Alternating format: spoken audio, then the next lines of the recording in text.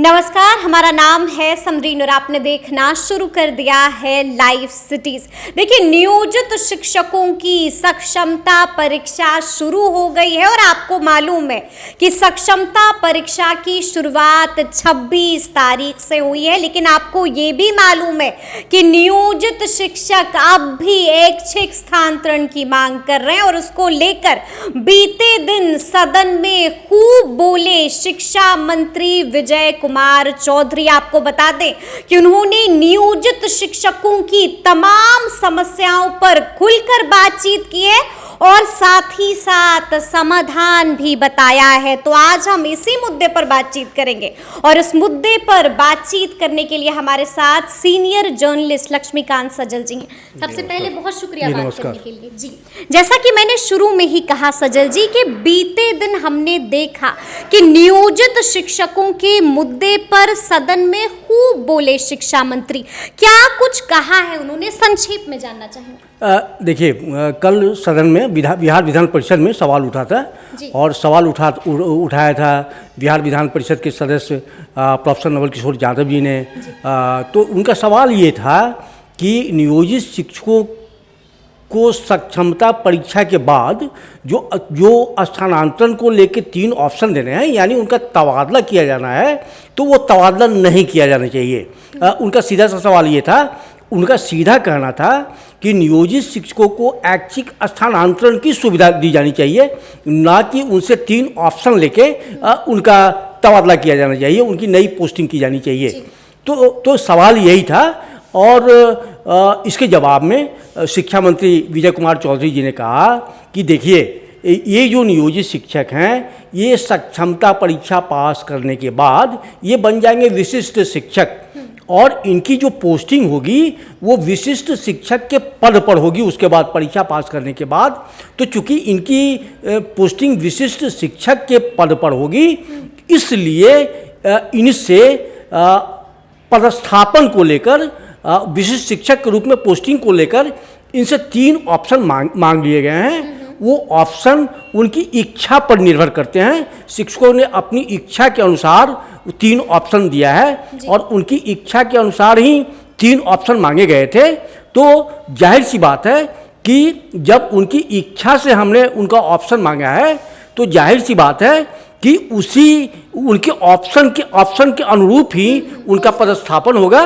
तो इसका मायने ये हुआ, ये जो शिक्षा मंत्री का जवाब था, इसका सीधा सीधा ये मायने हुआ, इसका सीधा सीधा मतलब यह है कि सक्षमता परीक्षा पास करने के बाद नियोजित शिक्षकों का अपने विद्यालय से तबादला तय है, संभव है कि यह भी कोई ज़रूरी नहीं है कि वो जिस ज़िले में है वह ज़िला उन्हें मिलेगा ही, यह भी कोई ज़रूरी नहीं है। क्योंकि आपको पहले से पता है और सारे लोगों को पहले से पता है कि ये जो 3 ज़िले का ऑप्शन है, तो वो जो ज़िला आवंटन होगा परीक्षा पास करने के बाद, वो उसका आधार 2 होगा। एक तो मेधा अंक होगा और दूसरा उसमें रिजर्वेशन का फॉलो होगा। हालांकि इसके पहले शिक्षा विभाग के अपर मुख्य सचिव के पाठक साफ कर चुके हैं कि चूंकि 25,000 हमारे शिक्षक, नियोजित शिक्षक वो बीपीएससी पास करके वो विद्यालय अध्यापक बन चुके हैं, तो ये जो 25,000 पद हैं, ये ज़्यादातर पद शहरों के हैं, शहरी क्षेत्रों के हैं। तो उन्होंने आश्वस्त किया था शिक्षकों को पहले ही कि आप घबराए नहीं, ज़्यादा उम्मीद है कि आपको शहरी क्षेत्र के विद्यालय ही मिलेंगे। तो ये है, शिक्षा मंत्री ने यही कहा था, साफ कहा था कि उनको जो उनका ऑप्शन है, उनके ऑप्शन के अनुरूप ही उनको जिला का आवंटन होगा और जिला आवंटन के बाद तब जो जिला उन्हें आवंटित होगा उस जिले के विद्यालय में उनकी पोस्टिंग होगी। ठीक है, तो मतलब यहाँ पर कुछ समझ नहीं आ रहा है सजल जी। देखिए, जैसा कि आपने भी अभी कहा कि शिक्षा मंत्री ने साफ कह दिया कि आप जो अपनी प्रायोरिटी दीजिएगा उसी के आधार पर जिले का आवंटन होगा। तो आप मतलब बखेड़ा फिर है ही नहीं, बवाल तो फिर है ही नहीं, यानी कि आप मनचाहा जिला नहीं, लोग प्रायोरिटी के हिसाब से नहीं। आपको पहले मैं अभी याद दिला दूं कि अभी जो विद्यालय अध्यापकों की नियुक्ति हुई है और जो उनकी पोस्टिंग हुई है, तो उसमें भी 3 ऑप्शन मांगे गए थे अभ्यर्थियों से और बहुत सारे अभ्यर्थी ऐसे निकले, बहुत सारे कहिए अधिसंख्य कि जिनको तीनों में से कोई जिला नहीं मिला, कोई जिला नहीं मिला।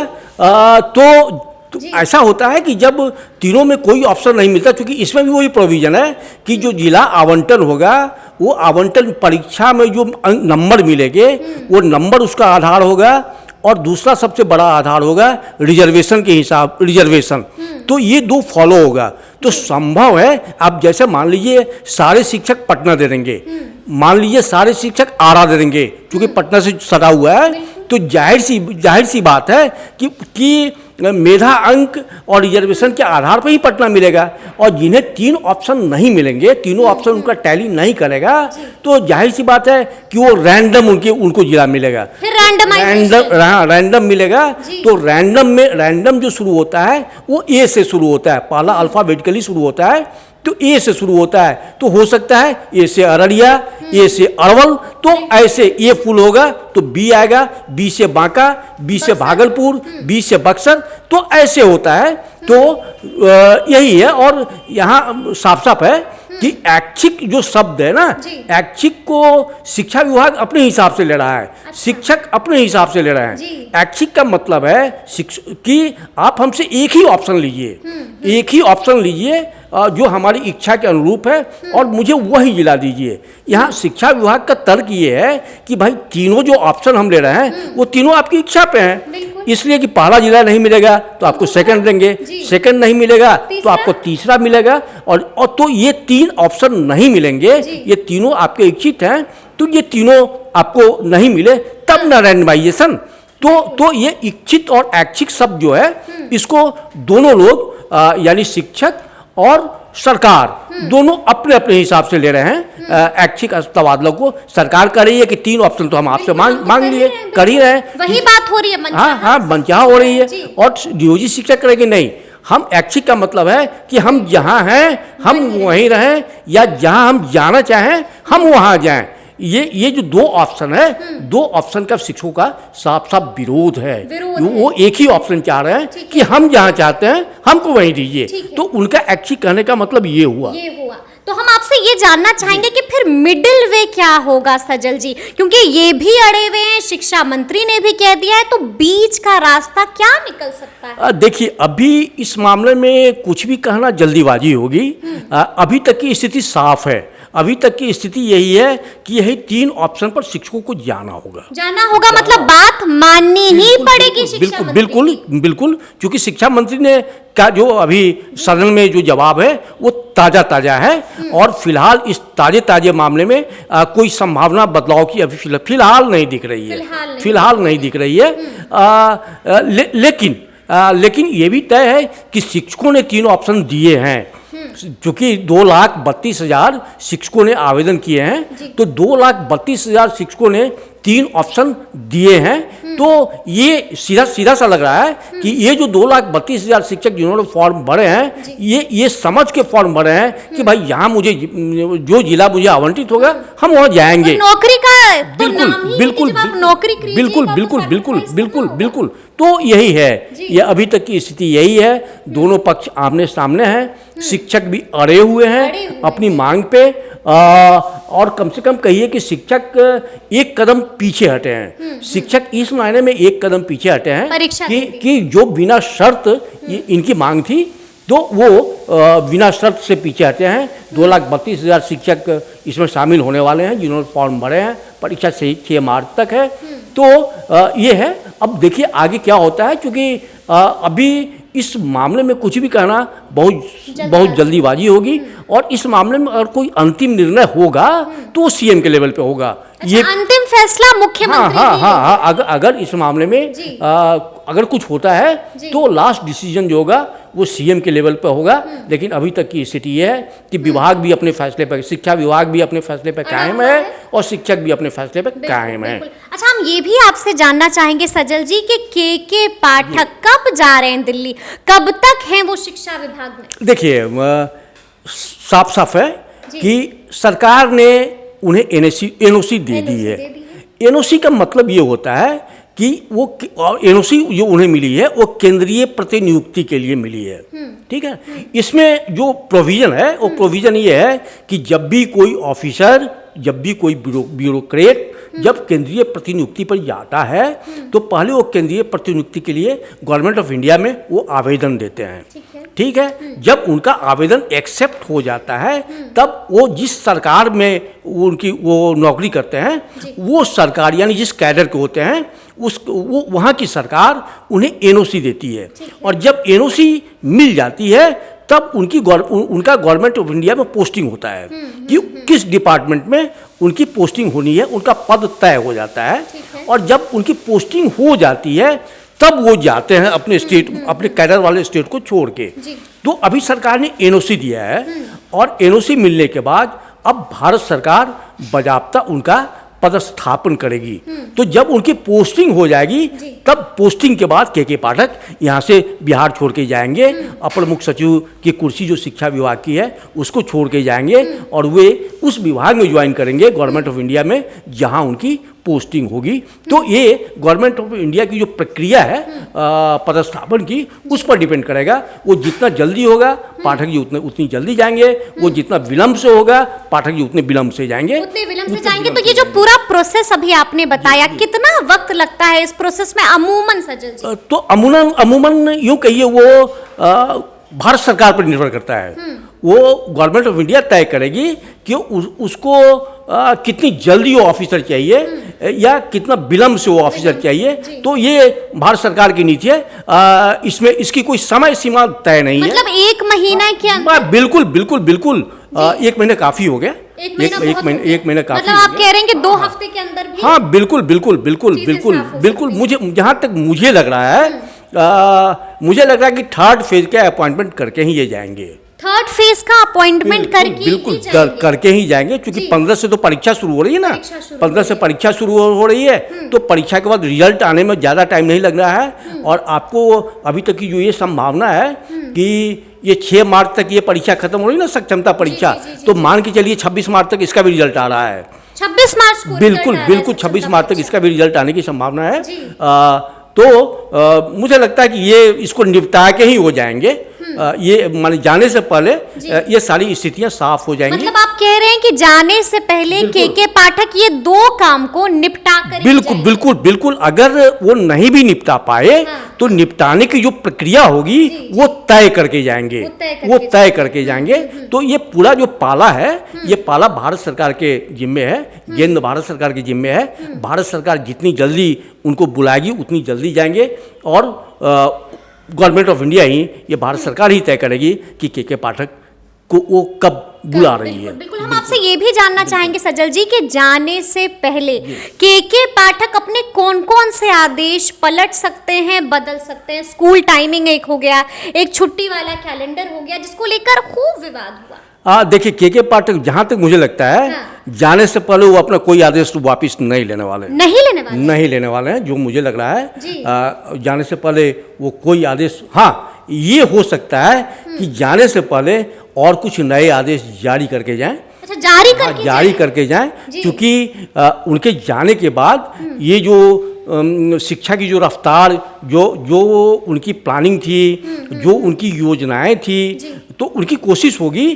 कि वो योजनाएं चलती रहें। तो संभव है कि उस हिसाब से वो कोई आदेश, कुछ ऐसे आदेश या कुछ ऐसा फार्मूला वो तय करके जाएं।